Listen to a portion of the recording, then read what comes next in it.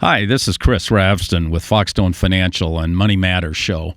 Excited to be here today and do another video on a very important subject, that is so misunderstood, and that is reverse mortgages. And today I've got a good friend of mine and a man that I have learned to trust.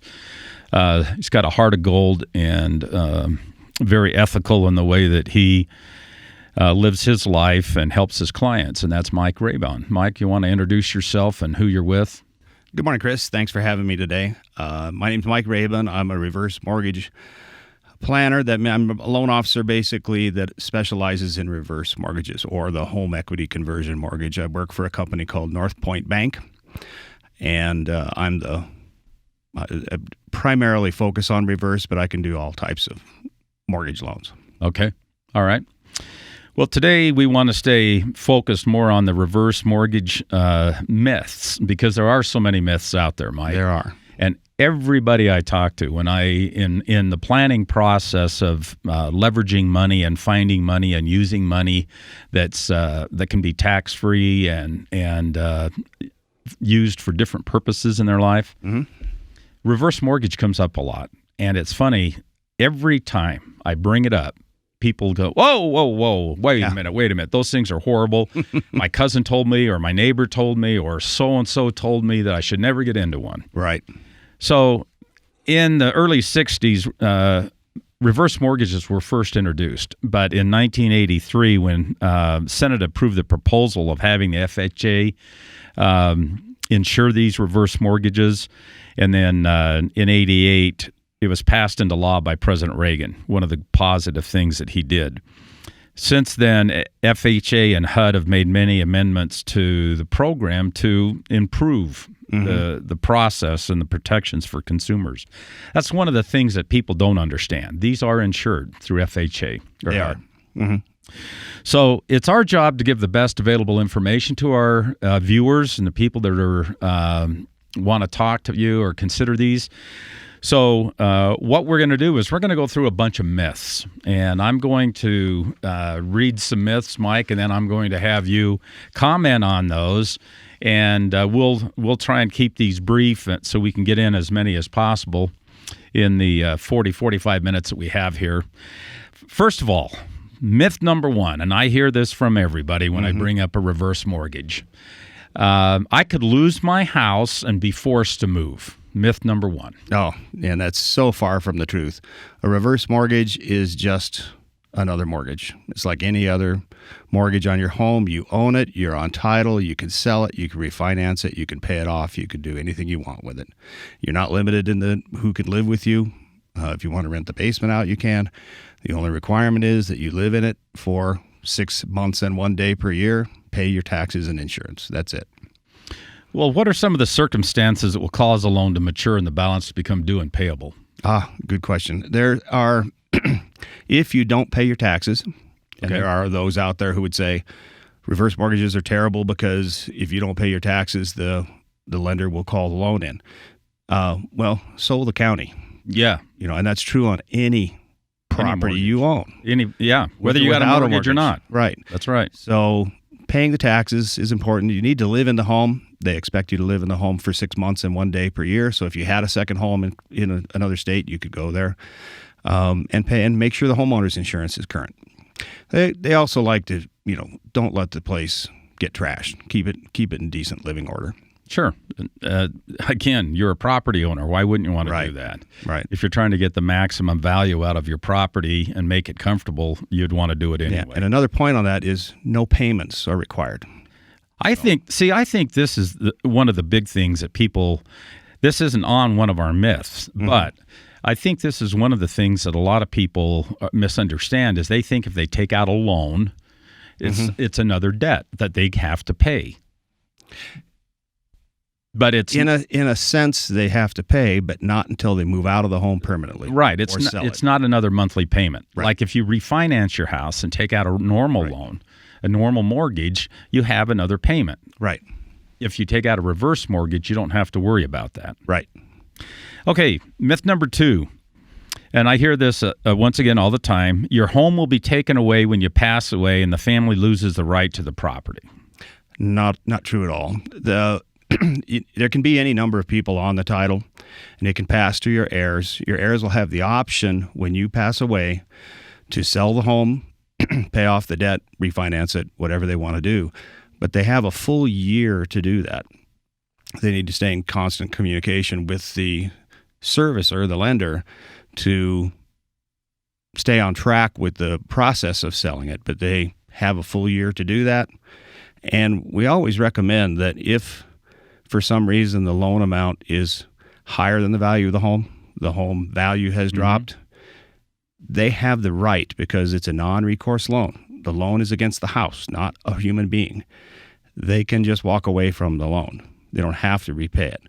But what we recommend is talk to your CPA, because there may be, because the loan has maybe been in place for 10 years, and you pay it off, you're paying off 10 years worth of interest. Right. That may be a huge deduction for the heirs. So it's worth looking into. Yeah, especially if the heirs were receiving some taxable income from an IRA or an annuity, where they're going to have to claim a lot of income tax all at once or pay income tax all at once. Right. Writing off this mortgage interest could be a good offset to that. I have an example of a realtor friend of mine came to me in 2018, sold the house in 2017. The 2018 tax law hadn't kicked in yet.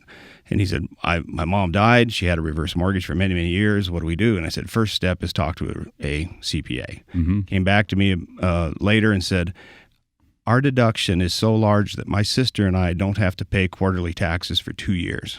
Wow. It was huge for them. Wow. The other thing that goes along with that is if your heirs want to keep the home as a rental property or for whatever purpose that your children or heirs want to keep it, they can purchase it for 95% of the current appraised value. Actually, they just need to pay off the loan. Oh, okay. Yeah. Or 95% of the appraised value, whichever is lower at the time that mom and dad passed away. And if that's the only loan on it, if there was no other first mortgage on it, just a reverse, then all they have to do is clear that reverse mortgage and they're done. And the home is theirs. In many cases, these loans I've not seen a loan yet, and I've gone through hundreds of amortization tables on refinances and purchases, and never is the loan higher than the value of the home. So there's always equity left. Well, that's what the lenders want to make sure of. Right. They're in the business to not be upside down. Right. So people walk away from homes that their debt that they've lent to the lender or the borrower. FHA eats it. Right. Because of the insurance policy. They're not in the business to lose money. So right. That's part of the reason why there's underwriting on the front end. All right, myth number 3, and this kind of goes along with what we were just talking about as far as debt. Myth number 3, your house must be debt-free to qualify for a reverse mortgage. And again, I run into this all the time, and it's like, I can't. I already have a mortgage on my property, and number 1, I don't need another payment. Number 2, since I have a mortgage on it, I can't get a reverse mortgage. Right. Yeah, and there's a lot of and that's not true. It doesn't have to be free and clear. We can talk about how the advantages of putting a reverse mortgage on a free and clear home. But for seniors that are, there's 10,000 seniors a day turning 62. 60% of them have debt, mortgage debt. Sure. One of the first questions I ask when I sit down with a senior is, how are you making the payments on this home? And many times it's $1,000, $1,500 a month. And when they use the words, my retirement, yes, my head starts to spin. Why use the cash that you should be living on to make an interest payment when you're pulling the money from something that gets taxed first? So if they have the equity, why not make the payment go away, keep that cash in their pocket, and use it for other things? Okay, so explain that, because I know that went over a lot of people's heads. So how do you do that? Let's say you have a home that's worth $400,000. And you've got a house payment of $85,000 mortgages left, and your house payment's $1,200 a month. So how do you make that go away? So depending on the age of the borrower, the youngest borrower in the house, we have a table that we can go through. It's a huge table, right, that determines what percentage of the value of that house they can borrow. So you look at that percentage and apply to that percentage, that value. Let's say it's $200,000 that they can borrow, 50%. Then they will have available to them enough money to pay off the debt, and the leftover money will pay for closing costs, and the remainder after the closing costs will go into what's called a line of credit. It's available cash for them to use whenever they want. And it's tax-free income. And that's tax-free. And the word that it's not is income. Yeah, it's not income. We have to be careful not to use that word. I've had a client who came to me and said, my mom lost her Medicaid because of her reverse mortgage. And it turns out when she turned in her annual...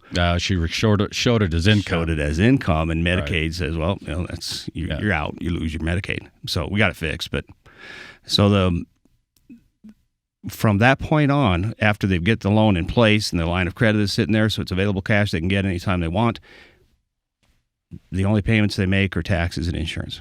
Okay, so just to summarize that in a very small nutshell, let's just say you don't need any more money out of the house at that point in time. You take out $85,000 as a reverse mortgage plus closing cost, and you pay off your $85,000 debt on your first mortgage, and you now save $1,200 a month minus taxes and insurance. So let's say your net was $900 a month payment for principal and interest. That is now gone.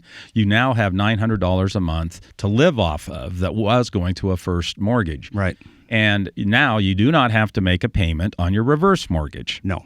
So we've freed up $900 a month. And to your point, if they wanted a little bit more, so they have some extra room in their spendable dollars or living expense in income. We'll say income because you just qualify. Yeah, that's fine. Yeah. We've now freed up some money. Right. And this is one of the things that many people fail to understand. You can pay off an existing mortgage with your reverse mortgage and not have a payment to make anymore. Right. That is huge when it comes to finding money to that people may be tight on their income needs and their cash flow.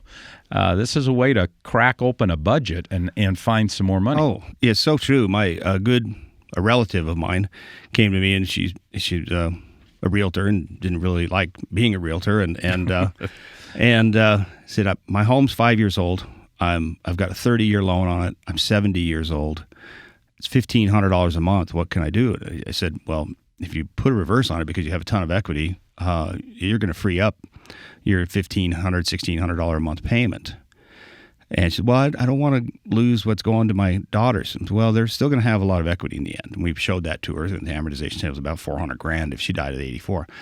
But I had a real smart financial person come to me and say, you could use what's left from that payment to put a life insurance policy with a long-term care rider on it.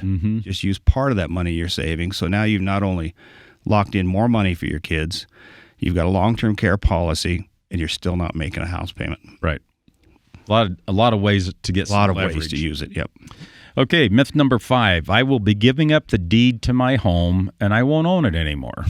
Nah, not true at all. You're on title. You own it. You can do anything you want with it. Okay. All you do is you have another lender in place that needs to be paid when you sell it or when you pass away. Right. That's it. That's all there is. That's the only difference. Okay, so let me go back to what you said just a second ago about my kids won't get as much money from my inheritance if I take a reverse mortgage. Because I hear this all the time. Right. So just real quickly, and I'm going to try and stay out of the weeds on this, but if you have a home that's worth $400,000, and let's say in Denver it's increasing at 2% compound per year, which is a low number for most neighborhoods. Usually it's 3 to 4% here in Denver, if not more in some neighborhoods. But let's just say... Let the realtors tell me. They always say 8, 9, 10. Oh, yeah. It's like, come on. So let's just use 2. So you've got a $400,000 house that's increasing at 2% per year, compound growth. You take out a loan, let's say, for $100,000. And that loan is, what's current rates right now? Ballpark. Low 4s. Okay. Let's say it's 4.5 for easy math. So you've got a $100,000 loan you've taken out that's compounding at 4.5% per year. that $100,000 compound at 4.5% will never overtake the $400,000 value of your home growing at 2%.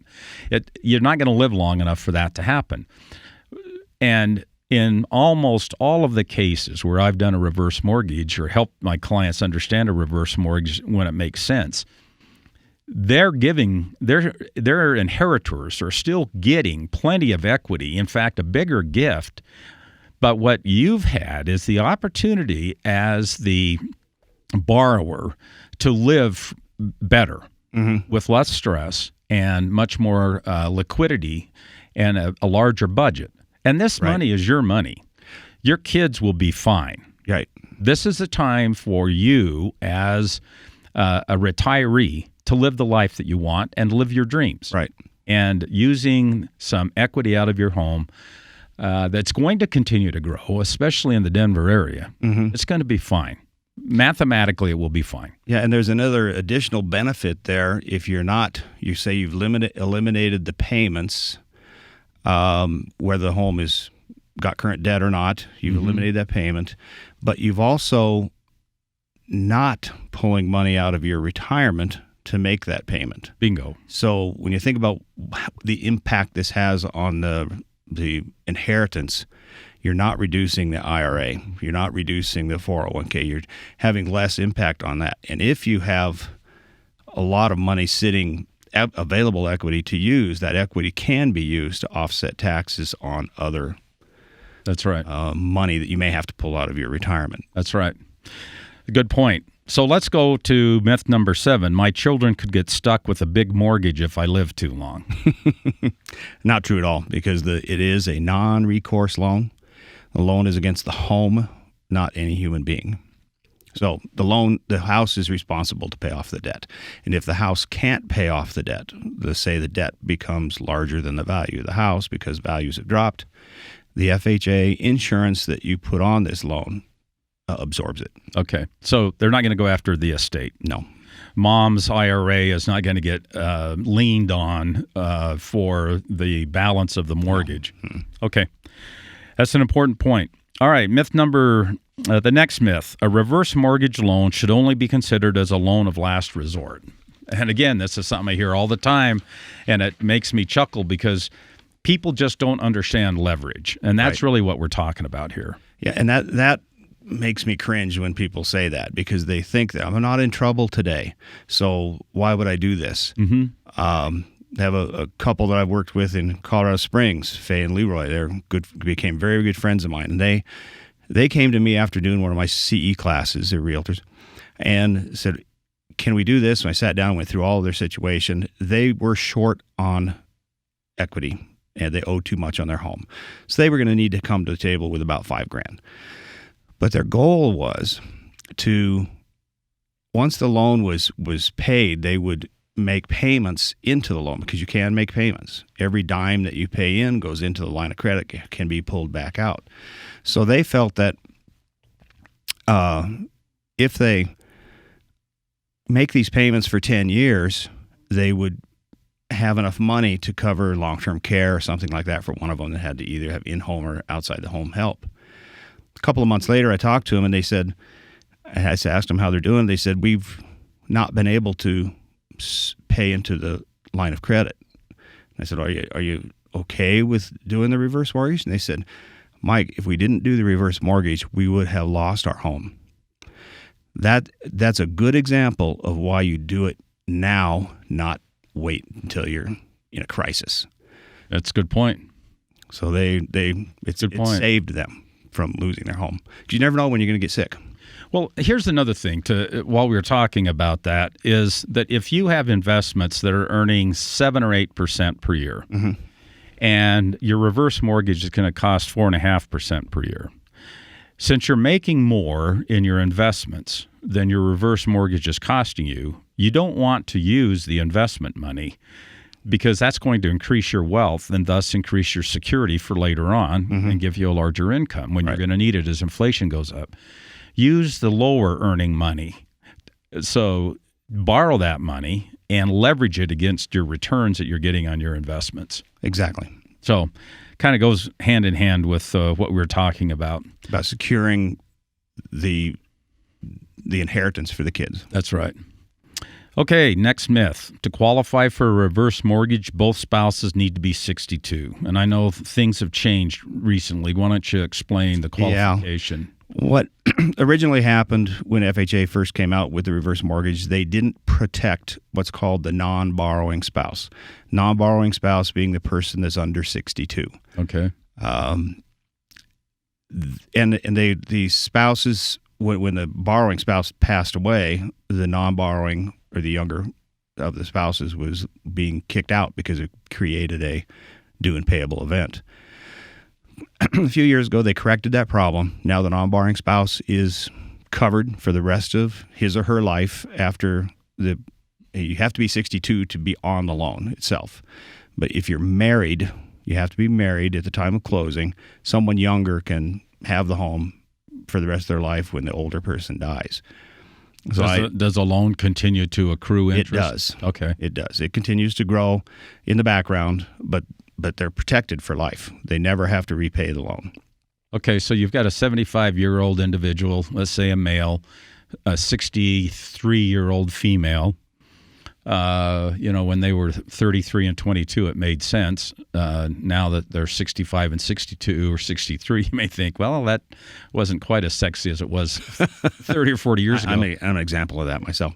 Okay, so if the 75-year-old gentleman, let's see, he passes away in a few years, the younger spouse can continue to stay in that house and not have to pay that loan back if she doesn't want to. Exactly. And she's there for the rest of her life and can't lose it as long as she keeps to the original terms of the loan. Live in it for 6 months and 1 day, pay taxes and insurance. Okay. I always use the story. My wife is younger than me. And, when I pass away, she'll get, if we have a reverse mortgage, she'll be able to stay in the house with her new husband for the rest of her life. Yeah. While I'm pushing up daisies. Yeah. So is he going to be able to use your golf clubs? Probably, yeah. Yeah, he's not left-handed. Okay. Not left-handed. The old joke. Right, yeah. Okay. The next myth. You have limited options of how you can use the funds once you receive the reverse mortgage. That's one that a lot of people are hung up on. Oh, boy. That they only can do something with the money. But once they have the money, the loan, what can they do with it? Yeah, and it's there's a lot of people that are confused about that. The financial industry is confused about it, and but the way the law is written, you can do anything you want with that money. It's your money. It's your cash. Now, will some, more about this than I do, some compliance people will not allow you to use your equity to invest in something that's risky. Right. Myself as a loan officer, there's no loan officer I know that would recommend using money from a reverse mortgage to invest in something that's risky. Right. We take the approach, the industry takes the approach, use it to live better. Yeah. But it can be used with anything. You want to go to Vegas and blow it, you can. Yeah. A lot of annuity companies, insurance companies won't allow you to put money into an annuity that right. Because of lack of liquidity and taxes on the back end and so on and so forth. There is no law that stops anybody from doing it. So why don't you, if you could, so we've talked about a lot of myths. Why don't you just share with us real quickly how a reverse mortgage works? Let's say that I'm 64. I come to you and say, okay, Mike, our home's worth $600,000. And we have a loan on it of $150,000. How much can we get? Oh, well, how does it work? I'd have to do the math on that, but we have what's called a principal limit factor table. That's a table that looks at the client's age and the assumed interest rate at the time of the loan. From that table, we can tell, let's say in a 4% interest rate range at 62, they're going to be able to borrow between 38 and 39% of the value of the home. Not the equity, but the value of the home. So the appraisal is critical. It all hinges on the appraisal, how much money they can get. $600,000 appraisal, then we could say 40% of that's $240,000. Yes, and then that should pay off the debt. And then there's the closing costs. The closing costs are in 3 pieces. There's normal title fees, which are like any other loan. There's an origination fee that is what helps pay my salary, and then there's the mortgage insurance.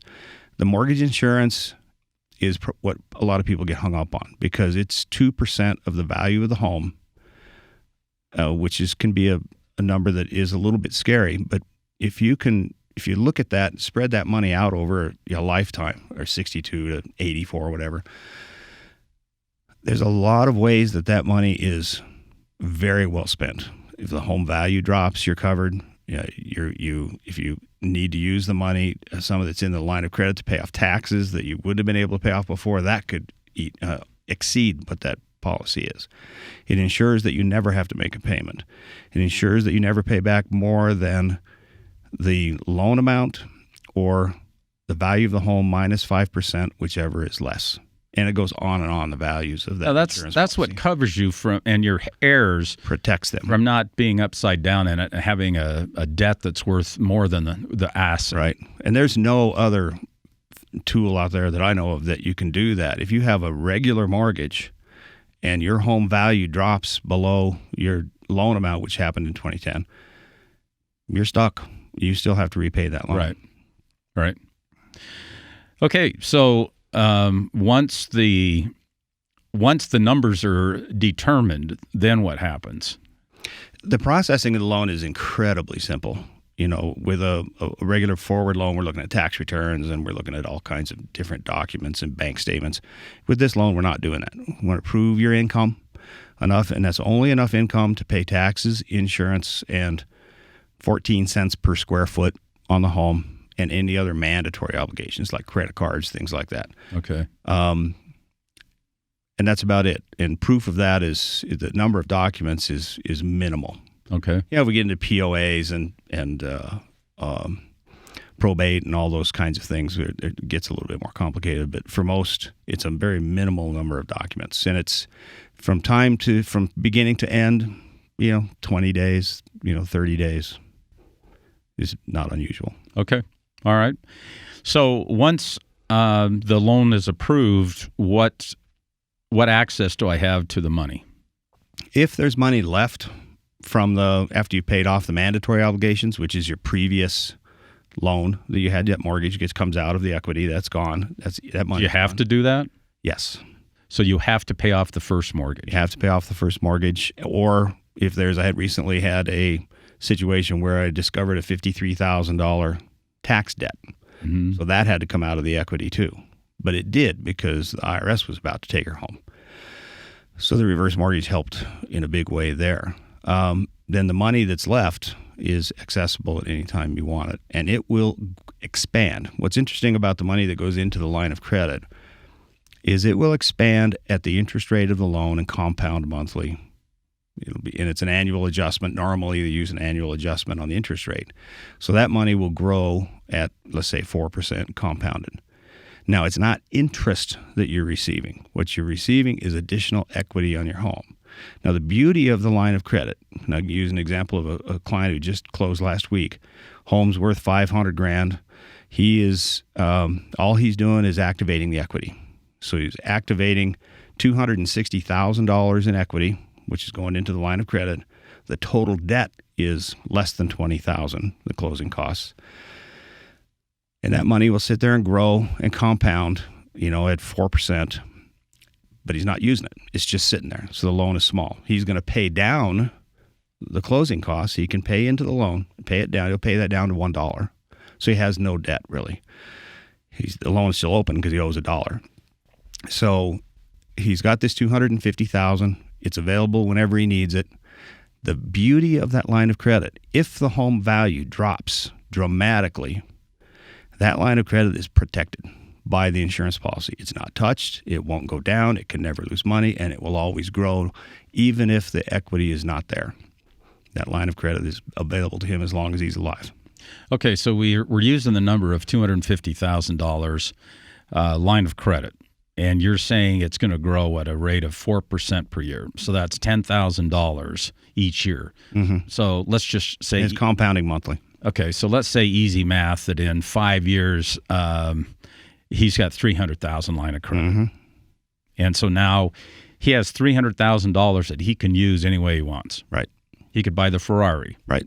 He could gift it to his kids before he dies. Okay. As all right. inheritance. He could use it to pay for a life insurance policy that has a long-term care rider on it, plus a big death benefit, so that he's expanding his estate. Exactly. He could set up a college education endowment fund for... buy a second home, rent it out. Sure. Yeah. Okay. So there's any number of things that they can do with the money. Mm-hmm. But to the point that you made, it continues to grow. The equity in it, or the line of credit, continues to grow, equal to the interest on the loan. Right. Okay, so it's really an offset. It is, very much so. Yeah.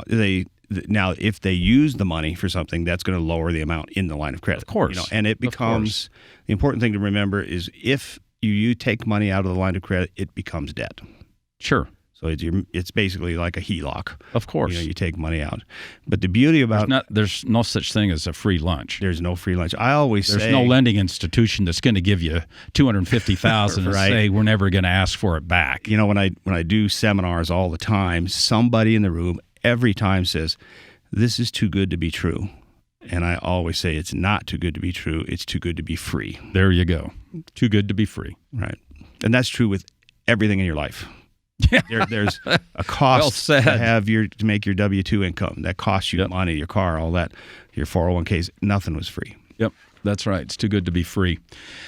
And some people get hung up on the cost factor, but what I will say as a financial advisor and a planner, in finding a solution for your cash flow and your liquidity needs, it's all about leverage, taking a little bit of money and making a lot more out of it. Mm-hmm. So if you have a shortage of income and you would like a little bit more money to live off of, and you would like to have some kind of a base of money, like a savings account to take it out of, for liquidity purpose, then reverse mortgage could be a really good opportunity to do so.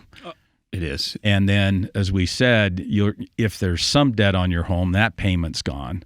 So now you've really compounded the amount of money that you have to live off of. Mm-hmm. And it's going to leverage the opportunity that you have to live better. Right. And I think that's the whole point of this. Let's find ways to help you live better and to use the money you have available to you. Because if you don't use it, your equity in your house, it's dead equity. It's not working for you. It's not doing anything. Yeah, the house is, of course, appreciating. Of course, but it's going to do that whether you have a reverse mortgage on it or not. Yeah, and what good is it if you're dead? Use it before you die. Take advantage of it. I work with a whole lot of seniors, and it's sad sometimes. I've walked out of meetings in tears because the situation they're in is so dire. In many times, the reverse mortgage is their only solution. Yep. They want to age in place. They don't have enough money. They can, if they have a good example of a lady worked with recently who is when I say her job, she'll know who she is. She is an equine therapist. Mm-hmm. Loves her home. I said, what's your most important thing in life? And she said, my house. I don't want to lose my house. But she's making $1,500 a month payments. She's in her mid-70s. She was going to make payments still long after she's dead. So we looked at the reverse, and she made a comment to me. She says, if a horse steps on my foot and puts me out for a couple of months, I'm going to lose my home. I said, well, you got a good point. If you can't make your payments, they will foreclose. Mm-hmm. No, they don't care about your foot. So we put the reverse on her home, paid off her debt, put a little bit of extra money in her line of credit, and she's done. She was in tears at closing. Oh my God, this is a huge weight lifted off my head. Yep. And you'll find that any senior who is making payments, that weight is there. They want it gone. Most of the time I can help them. There are situations where I can't. Recently a guy the reverse was going to take care of his mortgage, but it couldn't take care of his $90,000 in credit card debt. Yeah. So then it was bankruptcy lawyer was his next conversation. But if you pay off the mortgage, he's got money to help pay the credit card debt. But yeah, possibly. Yeah. Possibly. Yeah. Well, Mike, this has been very informative. I think you've dispelled a lot of the myths that are out there. In the last couple of minutes that we have, is there any last thoughts that you'd like to share? And then certainly give your contact information. Okay. With anyone over 62, most of the clients I work with have debt. And that's the big problem. They have that debt they need to get rid of. Whether the home's paid off or not, they should at least look at it. Even if you're afraid of it, and even if you don't want to do it, at least get knowledgeable about what's available to you, because equity is useless if it's sitting on the mantle. Yeah. So let's sit down. It takes just a few minutes to go through the qualification on it, like maybe 5 minutes. And I can say, here's what's available, and here's what, then we can talk next steps. I meet my clients face-to-face minimum of 4 times, sometimes up to as many 10 times, depending on the situation. But everything's face-to-face. My last initial meeting was supposed to be an hour, and it was 3.5. But that's just the nature of this particular loan. Well, and you're thorough. Besides being ethical and honest, you are thorough, and I do appreciate that. People don't come away from having visited with you or worked with you as feeling like they've been hustled into anything. Most of the time I'll meet with the parents before the kids are involved, because the parents are willing to be more open, not in front of the kids. There's things they're not telling them, but they will tell me. Right. When I was recruited for this job, my boss said, "You want to run the reverse mortgage division?" I said, "Why? Because I'm old?" And he said, "Kinda." And it fits. We get along well. But I can be reached. My phone number is 303-997-4149. 997-4149. And Mike.Rabon, R-A-B as in boy, O-N as in Nancy, at Northpointe, with an E on the end, .com. Mike.Rabon at Northpointe.com. Okay. And obviously, if you did not get that information as you've watched this video or listened to it, you can get a hold of us at Christian at foxstonefinancial.com, and we can always get Mike's information to you. So once again, Mike, it's been a pleasure. We've talked about doing this for a long time. Yeah, I love it. You're one of the... There are a lot of financial planners that aren't open-minded to the use of equity in retirement, and you have been, and it's the best service that you can do for your clients is to include everything in their life, and equity is a huge part of it. Well, that's what we've talked about for years, is that we use all of the tools in our toolbox. And there are a lot of people, like you said, that won't use all of the tools. Right. And we do not use a lawnmower as an analogy. We don't use a lawnmower to weed the garden, but we don't use a hoe to mow the lawn. Right. So we help people find opportunities to use the right assets at the right time and to leverage them in a positive, natural way so that they have a better quality of life. And to go along with that is we want our clients to live the life they want to live today. Right. Let's not put it off. This is one of the great ways to do that. It really is. And that the younger you do it, the statistics are the younger you do it, if you do it at 62, you'll die with more money than you would if you didn't do it at 62. Okay, give your contact information once more. Again, it's Mike Rabon. The number is 303-997-4149. And it's Mike.Rabon at Northpointe.com. There's an E at the end of point. No, an E at the end of point. Yes. All right. Thanks again, Mike. Great to have you on the show, and we'll look forward to possibly doing one of these again when people have more questions and maybe more myths, or maybe we'll just have a session where you can talk about how you've utilized reverse mortgages to help people solve financial situations. I think a lot of people would probably be interested in a ton of unbelievable real life stories. Examples. Yeah, you bet. Yeah. You bet. It's just spectacular. I love it. And in my whole life, I've had a lot of jobs that I like, but this one more than any, because in the end, you've usually solved a huge problem for somebody. Yep. A life-changing problem. Yep. Well, thanks again, Mike. Thanks for Pleasure to having me, have you on the Chris. show. You've been watching the Foxstone Financial Money Matters video blog, and we appreciate your interest in our programming.